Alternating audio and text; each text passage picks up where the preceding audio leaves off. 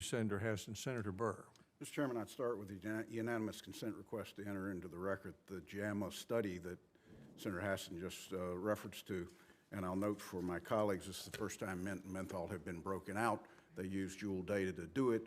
It's referred to as monitoring the future, of which menthol data in 8th graders was 1.7%, 10th graders 2.4%, 12th graders 3.8%. It's important to distinguish between mint and menthol because the mint number is huge. The menthol number is not huge. There's not a mint product in combustibles. And Mr. Zeller, I think you'll agree that when we did CTP, it was with the intent to bring less harmful products so that adults could choose to switch from combustibles to innovative products, of which e-cigarettes were one of it. And to maintain that there's the ability to go from a menthol combustible to a menthol non-combustible is an important health advantage to the American people to have reduced harm products. Now, Mr. Schuchat, I asked HHS for information related to the CDC's youth tobacco survey. September 13th, I asked for it to be a response by September 27th. I've not received it. Your staff's got that information. Will you promise me today I'll have this next week? We've published that data, so that was in the you just mentioned the monitoring the future data. The other report in JAMA of the same issue was the I've got that National JAMA Youth report, but yeah. specifically there's some information I've asked of HHS on the youth access. Yeah, we'll go back and get you that. But just to expand on your comment, the question on the monitoring the future was, what is the usual which Juul flavor do you use most often? That's so correct. Individuals could just give one choice, That's not correct. multiple. That's correct. April 10th, 2018, CDC made an initial announcement of an E. coli outbreak with an unknown source. 8 days later, the agency determined the outbreak was linked to a specific product from a specific region, romaine lettuce, Yuma, Arizona. CDC determined this link in part on interviews with those who had fallen ill and found that 26 of 28 people, 93%, had eaten romaine lettuce in the last week. CDC acted swiftly and decisively in that. Now, we're at a point where 80% of patients use THC products, and CDC just recently announced a form of vitamin E, calling it a chemical of concern. That's based on CDC's determination based on 29 samples, a similar number to the romaine lettuce investigation. What additional information does CDC need to make a determinative cause? We are extremely concerned about vitamin E acetate in the THC-containing products, but what we cannot say right now is whether there are other substances. There are about 10% of the patients with this very severe lung injury who did not use the THC. You came to a conclusion on E. coli in a number of days, specifically with the same population. And I would only suggest to you that it's time to take the information you've got and at least put out the warning a little more specific than maybe what you have. I've only got a minute left. I need to go to Mr. Zeller.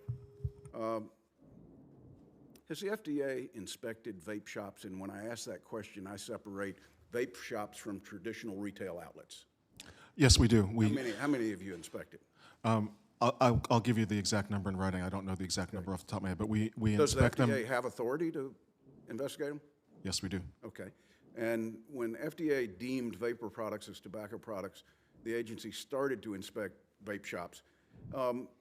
As FDA began to sound the alarm bell on children's use of these products, from 2017 to 2018, did CTP invest more money in inspection of retail facilities?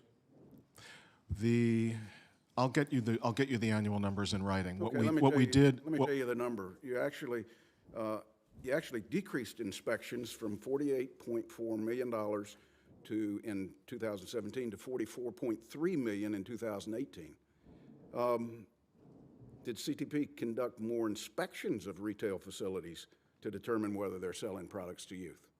My recollection is that the relative number of inspections stayed the same. What we had was a little bit of efficiency. These are contracts that we have at the state and local level, and there were some efficiencies. These are your responses to me. But you had 22,000 fewer inspections in 2018 than you did in 2017. Senator, the point I'm trying to make is when we got regulatory authority over e-cigarettes in the summer of 2016 for the first time, what we did with that existing contract mechanism was reprioritize where the inspectors would go to see if retailers would or would not sell the newly regulated products, starting with e-cigarettes to kids. Mr. Zeller, this one's an easy one. Did you increase or decrease the education campaign investment from 2017 to 2018? From 2017 to 2018, our investment in the public education campaign has gone up considerably. From 2017 through the end of 2019, we will be investing roughly $65 million in that campaign and $85 million next year. Let me tell you how you responded to me in a written response. You decreased your public education campaign investment by $72 million from 2017 to 2018. You can find that in question 14 of CTP's oversight letter that I received a response to on January 11th, 2019. Senator, what I was referring to is the investment in the public education efforts for e-cigarettes, which has increased. Okay. To my colleagues, it is important for us to be dealing with the same facts on these issues. I remind our colleagues, until Congress decides that tobacco is an illegal product, one of the responsibilities we have as members of Congress is to protect the adult's choice to use these products. That decision has not been made that it's an illegal product, and we've done everything we can to try to bring reduced harm product to the marketplace. I think that's a good public health issue. And somebody will probably ask today, why don't more companies do pre-market tobacco applications? And the fact is that statutorily it requires CTP to review those in 180 days. Currently, there are 3 applications that may have been resolved, but they're at 625 days. 6 applications are at 589 days. 4 applications at 191 days. So when you ask why aren't companies willing to go out and do it, it's the lack of clarity of the pathway, and it's the performance with a statutory requirement of 180 days that it is a black hole that you fall into. Senator Burr, we'll have a second round of questions if you. I thank the chairman, and I thank the members for their indulgence. I yield the balance of my time. Okay.